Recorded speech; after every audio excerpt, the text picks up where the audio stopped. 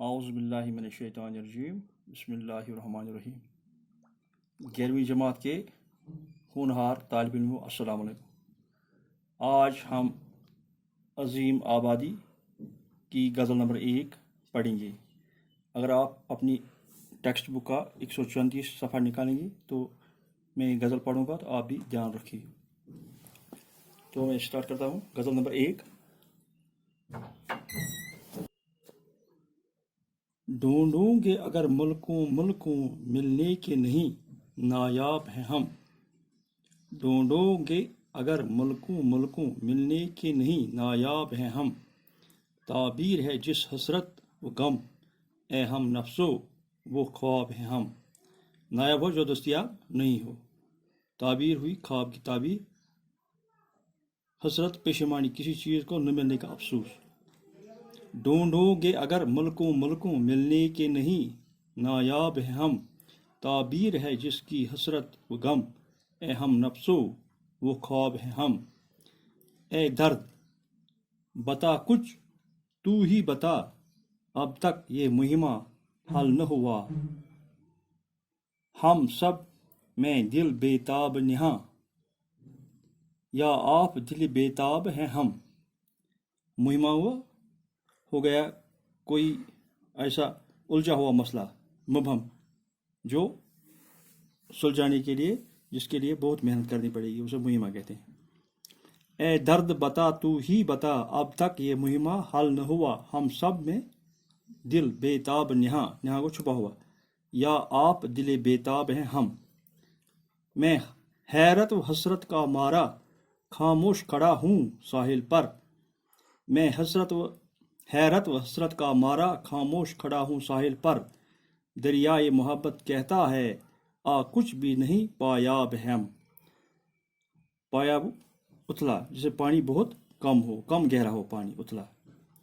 لاکھوں ہی مسافر چلتے ہیں منزل پہ پہنچتے ہیں دو ایک۔ لاکھوں ہی مسافر چلتے ہیں منزل پہ پہنچتے ہیں دو ایک۔ اے اہل زماں قدر کرو نایاب نہ ہو کمیاب ہیں ہم۔ اے اہل زماں قدر کرو نایاب نہ ہو کمیاب ہیں ہم۔ مرغان قفس کو پھولوں نے اے شاد یہ کہلا بھیجا ہے۔ مرغان قفس یعنی کہ جو پنجرے میں بند ہو پرندے، ان کو مرغان قفس کہتے ہیں۔ مرغان قفس کو پھولوں نے اے شاد یہ کہلا بھیجا ہے۔ آ جاؤ جو تم کو آنا ہے ایسے بھی ابھی شاداب ہیں ہم۔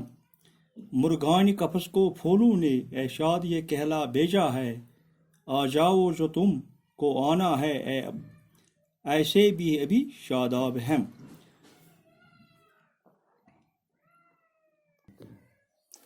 تو ہم یہ غزل نمبر 1 شاد عظیم آباد کی ہے، تو اس کی تشریح ہم کریں گے۔ یہ پہلا شعر ہے۔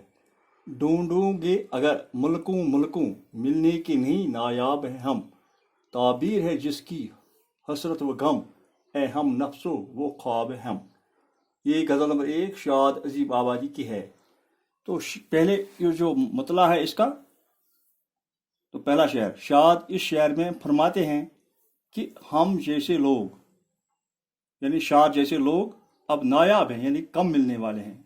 اگر آپ ملکوں آپ ہم جیسے لوگوں کی تلاش کی جائے، یعنی کہ آپ جہاں بھی ڈھونڈو گے ہم جیسے لوگوں کو، ہم کبھی ملنے والے نہیں، یعنی وہ ملنے والے نہیں ہیں۔ اے دوستو، ہم وہ خواب ہیں، یعنی وہ خواب ہیں جس کی تعبیر صرف حسرت اور غم ہے، یعنی کہ پشیمانی ہے۔ شعر نمبر 2۔ اے درد کچھ تو ہی بتا اب تک یہ مہمہ حل نہ ہوا۔ اے درد کچھ تو ہی بتا اب تک یہ مہمہ حل نہ ہوا۔ ہم سب میں بے تاب نہاں کو چھپا ہوا، یا آپ دل بے تاب ہیں ہم۔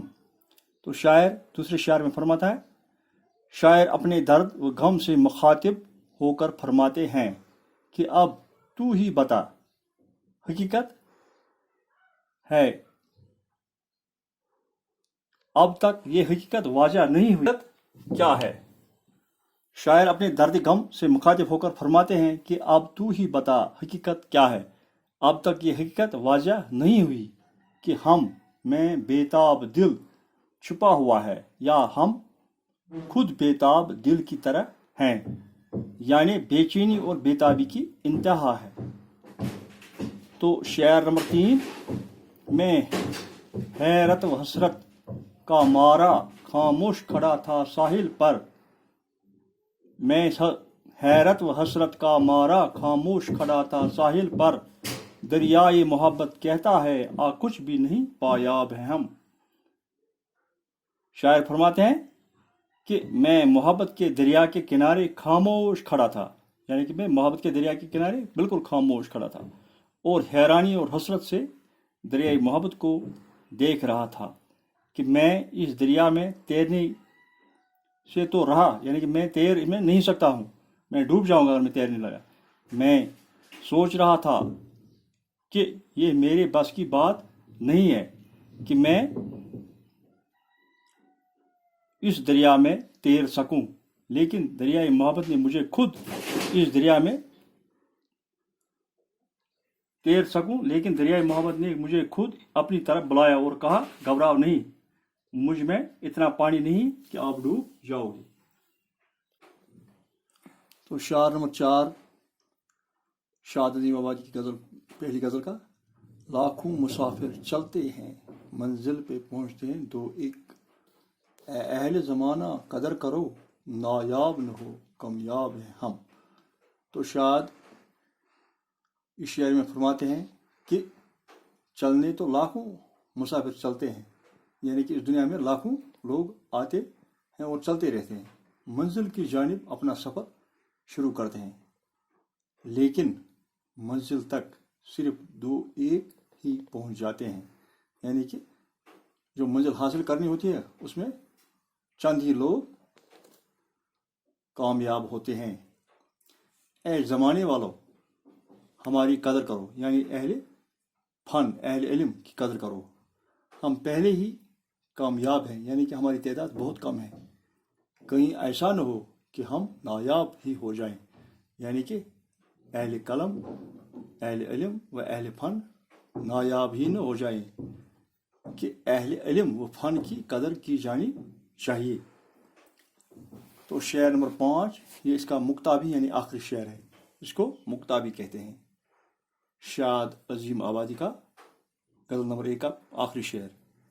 मुर्गानी कफस को फूलू ने ए शाद ये कहला भेजा है, मुर्गानी कफस को फूलू ने ए शाद ये कहला भेजा है, आ जाओ जो तुमको आना है ऐसे भी अभी शादाब हैं हम।